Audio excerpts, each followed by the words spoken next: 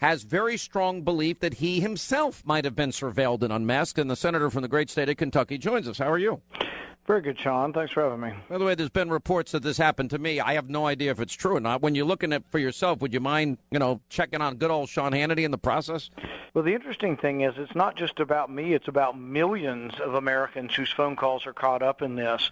And you're right. The Fourth Amendment said that the government can look at your phone conversations, your phone metadata, and your papers in your house, but only when they go to an independent judge and they get a warrant with your name on it. Right now what we're doing, the intelligence community is vacuuming up all of the phone records on every phone call that goes overseas, and then they have these huge databases that they're searching. So I've asked them, did they search? Did anybody in the Obama administration search my name? Did any of them unmask me? And there's supposed to be some kind of protection for people in the legislature because this is the executive branch spying on Congress. So we don't want that to happen because they could use it to blackmail people or to ruin people like they did General Flynn. So you don't want the government to have this power without a warrant.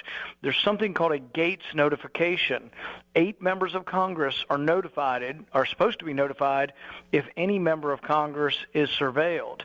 Number one, they shouldn't be surveilling us. They shouldn't be listening to our conversations. But if they did, there's supposed to be some kind of protection. No one's ever notified me that I was, but I have specifically and formally asked the intelligence committees, was there a Gates notification? Because if there wasn't, maybe it didn't happen, but it also could be maybe the surveillance of the surveillance, the watchers of the watchers. Maybe you're not watching closely enough. Let me just give you the numbers that Circa is reporting and even that Clapper acknowledged in these hearings, and that is from the NSA. In other words, the number of unmasking requests that were granted by the NSA from 2015 to 2016. Now, he's saying 1,954, I believe, or 1,900 and something, but that's up from 654 in 2015. Now, I'll explain to the audience. You can explain in your own words. If somebody is picked up on a legitimate surveillance mission, and where they're surveilling, in the case of Mike Flynn, the Russian ambassador, and it's an incidental pickup of an American because they don't have a warrant to wiretap or surveil an American citizen without probable cause. That's where the Fourth Amendment comes in. There's supposed to be a process called minimization, and I am told by Devin Nunes, who is the head of the Intel Committee in the House, that they're supposed to also, when they write up any American, they're not supposed to identify the American, and they only refer in the report to a American. And to then go out and request at the top levels of the intelligence community who those individuals are that were caught up in incidental surveillance is very unusual. But this seems to have become standard operating procedure in an election year, impacting all of those around the president and all of those like yourself in the Republican Party and those running for president. And there have been former members of the National Security Council who have said that they never unmasked anybody. So if Susan Rice was going along unmasking people in the Trump administration or the upcoming Trump administration, it's a little bit of a stretch for her to try to prove that this was not political, since it isn't really part of her job. Now, if she says, I was investigating the Russian connection, that's not her job either. That's the FBI's job if there is such a problem. But you have to realize that for all of this breathless stuff all over the networks talking about General Flynn, that what they did to General Flynn was illegal, and what he did... It was a crime. It was a felony. Without question, a crime and a felony. But to tell you the truth, everything they're accusing Flynn of, discussing sanctions with the Russians, is not a crime. You can say it's inadvisable. You can say he should have been more forthcoming with the Trump administration. That's why he was let go. But you can also say that it is absolutely against the law to listen to conversations of high-ranking. This means they could be listening to the president when he talks to the Russian ambassador. Are we really going to let the intelligence community have the power to listen to the president and then blackmail or try to ruin the president? We cannot have a rogue intelligence community that can do whatever they want.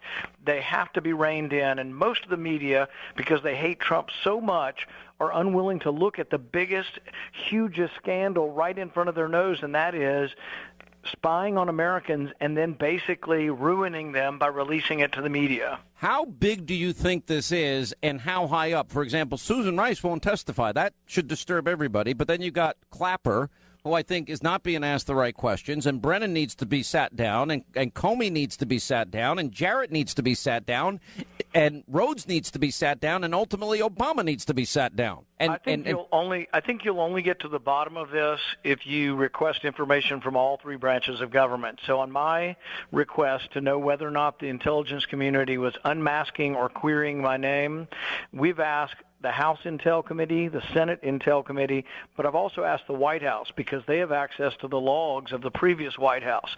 I think there are many people in government that will do anything they can to protect the enormous powers of the Intelligence Committee, even if it means your privacy is trampled upon. This is such a grave, invasion of our privacy that we have to be concerned with this. Ron Wyden and I have been talking about backdoor searches for years now, that as many as 1 million Americans can have their phone conversations recorded in a backdoor fashion or their metadata collected in a backdoor fashion. And this can be mostly innocent Americans who just had a phone call with a foreigner. I've had on this program numerous times Bill Binney. He was a whistleblower at the NSA, 30-plus years of service, and he said to me, you correct him if he's wrong, every phone call, every text, every email is picked up and collected and metadata stored in places like Salt Lake City. And realize is that true? Realize that if you cross them, you're a target. But is that true?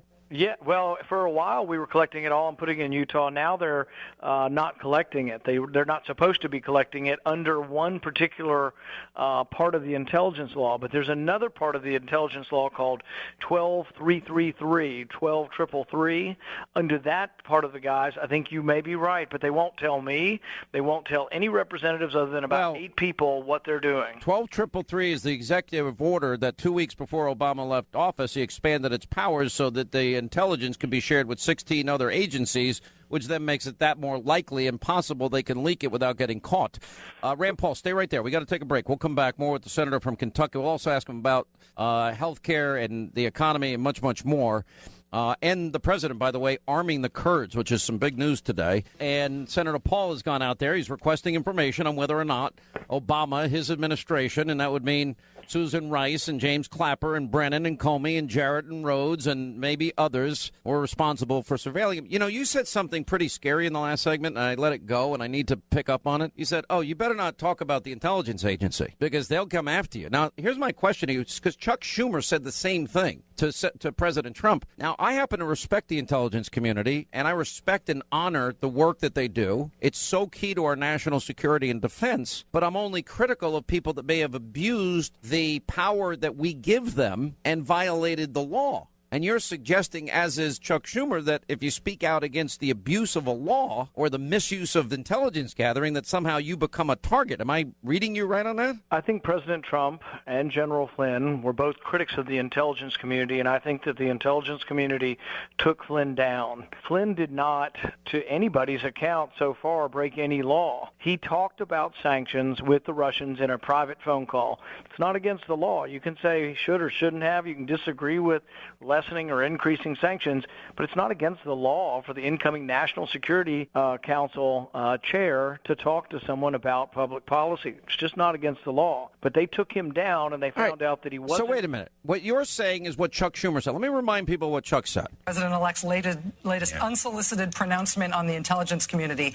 This was his tweet just a little while ago tonight. You see the scare quotes there. The intelligence briefing on so-called Russian hacking was delayed until Friday. Perhaps more time needed to build a case.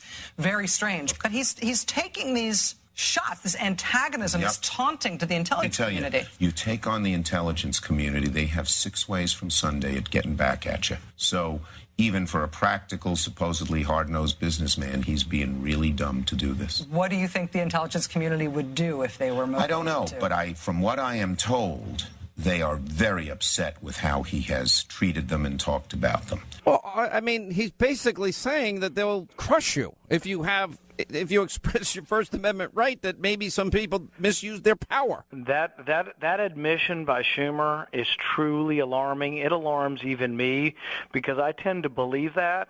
But here's a guy who's one of the privileged 8. Only 8 people in Congress are allowed to know most of the things that go on in our intelligence community, and he's willing to admit that it's very, very dangerous to go against the intelligence community. That worries me for my country, that they've gotten so much power that it's out of hand. The second branch of government, or really, depending on how you look at the first branch of government, Congress, is supposed to oversee the executive branch. And so what we are supposed to do is to say no one can get that much power. And I'm like you, I don't doubt most of the people's patriotism. 99% of the people in the intelligence community want what's best for our country and are protecting it. But in their fervor, could they let their guard down and not be objective about civil liberties and the Bill of Rights? Absolutely. Doesn't this have to be at the highest levels, though? This is not a low-level NSA person. This is a top-level person. It has to be. Here's the problem. We're talking about unmasking. When the information comes in as raw data, it's not masked at all. Most of the FBI is able to see that. So let's say there's just one bad apple over there who hates Trump, and he sees something that is raw data and Americans' names are listed. When it gets put in an intelligence report, what if that person tips off Susan Rice, and Susan Rice says, maybe I should ask to unmask this one? That may well have been what happened, and the rumors are that what happened is that she was tipped off to ask for the unmasking on Flynn and others. And so she won't testify, so we don't know if she did the unmasking. She swears she didn't release it to the media. I don't believe it. She talked to release it to the media? I listen, that had to come from the top level. Which one of us are you